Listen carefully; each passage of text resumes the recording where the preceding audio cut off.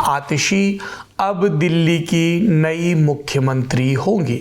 नाम कई चल रहे थे, ऐसे में लोगों के मन में कौतूहल है कि आतिशी के नाम पर मुहर क्यों लगी, कौन से फैक्टर्स प्रभावी रहे। तो सौरभ, सबसे पहले एक यही सवाल है कि ऐसा क्या है कि आतिशी औरों से रेस में आगे रही, क्या क्वालिटी है आतिशी में और आतिशी को क्यों पिक किया गया। अब जो वो 24 आवर्स लगा लीजिए या लास्ट 48 आवर्स लगा लीजिए या लास्ट के 2 घंटे लगा लीजिए जिसमें बॉल आतिशी की तरफ क्यों स्विंग हुई इतनी ज़्यादा, क्योंकि नंबर 1 अगर आप देखें जब पीएससी की मीट हुई थी तब 1-on-1 चर्चा हुई। बहुत सारे नेता पीएससी में थे जिन्होंने, और मैं बताती हूँ जो आतिशी के साथ थे, मनीष सिसोदिया, दुर्गेश पाठक, 2 मेंबर थे पीएससी में जिन्होंने साफ बोला था कि देखिए हमको आतिशी को ही पिक करना चाहिए, 14 पोर्टफोलियो उनके पास हैं।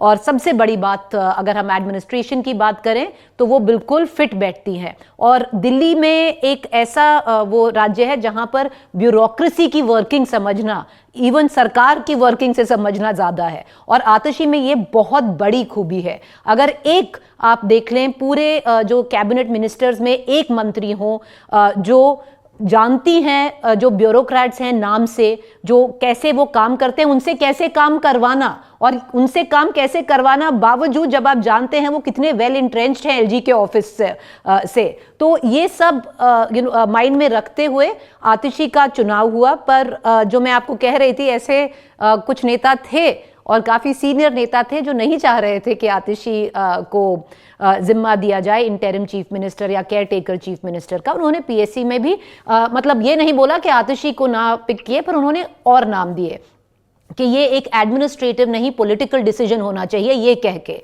क्योंकि अगर एडमिनिस्ट्रेटिव डिसीजन आप बात करें तो एडमिनिस्ट्रेटिव डिसीजन साफ साफ आतिशी ही आगे हैं उसमें, क्योंकि डिफैक्टो नंबर 2 का काम कर रही थी जो दिल्ली सरकार है, 14 पोर्टफोलियोज संभाल रही थी। मनीष सिसोदिया गए, उनका जिम्मा लिया, जैसे ही अरविंद केजरीवाल जेल में गए जो सारा उनका काम था वो भी संभाल लिया था। पर जो दूसरी राय थी, जो आतिशी के अगेंस्ट राय थी, वो थी देखिए ये टाइम, ये वक्त, क्योंकि ये 5 महीने बहुत क्रूशियल रहेंगे, इसमें एडमिनिस्ट्रेशन का ज्यादा काम नहीं है, सबसे ज्यादा काम इसमें पॉलिटिक्स का है। आपको एक पॉलिटिकल डिसीजन लेना चाहिए। बहुत सारे नेताओं ने ये भी बोला, और उनमें से बहुत सारे जो विधायक दल के नेता थे, सीनियर नेता थे, उन्होंने भी ये बात उठाई थी सेपरेटली कि आपको एक पॉलिटिकल डिसीजन लेना चाहिए, कोई ऐसा आदमी पिक करना चाहिए जो एक पॉलिटिकल मैसेजिंग दे। अब उसमें कौन पॉलिटिकल मैसेजिंग देगा? जिनके नाम आगे चल रहे थे वो था कैलाश गहलोत का, कि एक जाट नेता हैं,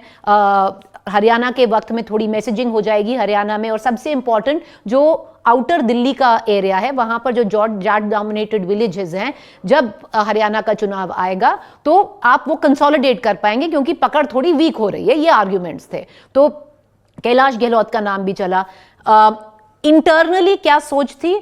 एक सोच थी कि हमको कोई स्ट्रांग नेता चाहिए अगले 6 महीने के लिए। हम किसी रबर स्टैम्प को नहीं उतार सकते, क्योंकि अगर अरविंद केजरीवाल अपनी पार्टी मतलब कैंपेन संभालेंगे, पार्टी को फिर से मजबूत करने की कोशिश करेंगे, और उनको सरकार सिर्फ दिल्ली में ही नहीं देखनी है कि वो कैसे वापस आए 5 महीने के बाद, पंजाब में भी काफ़ी सारी चीज़ें हैं जिसमें अरविंद केजरीवाल की, अगर आप माने, अर्जेंट नीड है देखने की, क्योंकि पंजाब में बहुत, मतलब वो चलिए वो बात बाद की है, उसमें बाद की बात करेंगे। पर इसमें तो इसीलिए एक डिसीजन था कि एक स्ट्रांग नेता हम इलेक्ट करें।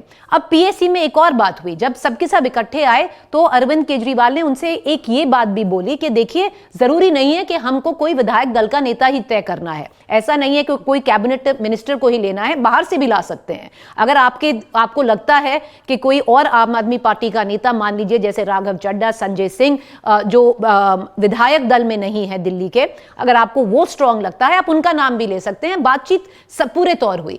आखिरी जब जैसे जैसे निर्णय क्लोज आया, 2 नाम फाइनलाइज हुए, 2 नाम रनिंग में थे। एक था आतिशी का नाम, दूसरा था ये कैलाश गहलोत का नाम। मुझे क्या लगता है इनमें से आतिशी क्यों आगे निकल गई? एक तो देखिए हमने डिस्कस कर ही लिया सौरभ कि ऑब्वियस बात है एडमिनिस्ट्रेटिव एक्सपीरियंस है आतिशी के पास, और बहुत बढ़िया एडमिनिस्ट्रेटिव एक्सपीरियंस है, ब्यूरोक्रेसी से वर्क कर सकती हैं, नाम तक जानती हैं बहुतों का।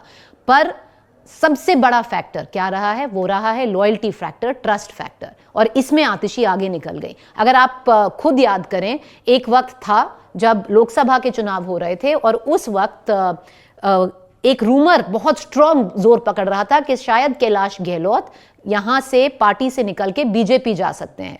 और एक दूसरी बात है जो 2-3 नेताओं ने उठाई कि देखिए कैलाश गहलोत दिल्ली की सारी फाइलें क्लियर हो जाती हैं, रुक जाती हैं, एलजी हर में एक अपना पैंच फंसा देते हैं। ऐसा कैसे है कि कैलाश गहलोत की जो डिपार्टमेंट की फाइलें वो आगे निकल जाती हैं। तो एक ट्रस्ट फैक्टर था जो आतिशी के लिए काम किया।